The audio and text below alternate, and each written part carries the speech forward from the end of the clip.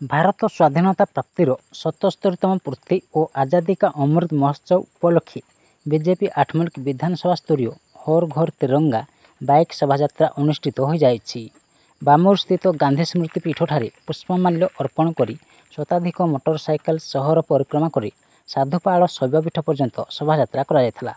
उक्त अभियान में पूर्वतन मंत्री तथा विधानसभा नेता संजीव साहू, पूर्वतन विधायक रमेश साह, डॉक्टर अलेख प्रधान, वरिष्ठ नेता हृदयानंद प्रधान, अजित प्रधान, भरत साहू, संतोष प्रधान, पीना प्राणीग्राही, शंकर हत्ता, चित्तरंजन मेहर, अलेख भई, कुमुद प्रधान, सरोज साहू, रत्नाकर प्रधान, विजयिनी साहू, विश्वरंजन प्रधान, बुलू जेनामणि, विजयानंद प्रधान, चित्तरंजन प्रधान, जितेंद्र साहू और अन्यान्य समस्त बीजेपी कार्यकर्ता जोगदे तिरंगा शोभायात्रा को साफल्यमंडित करथिले।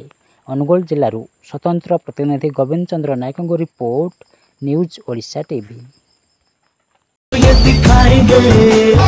अमृतकाल मनाएंगे, घर घर तिरंगा लहराएंगे, घर घर तिरंगा, हर घर तिरंगा,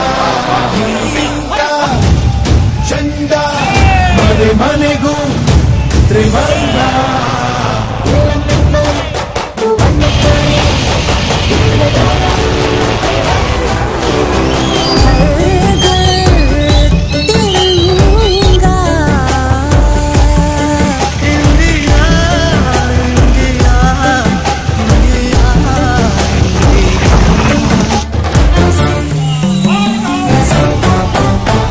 केसरिया रंग है क्या, ये रंग मेरी शक्ति का, ये रंग मेरी ताकत का।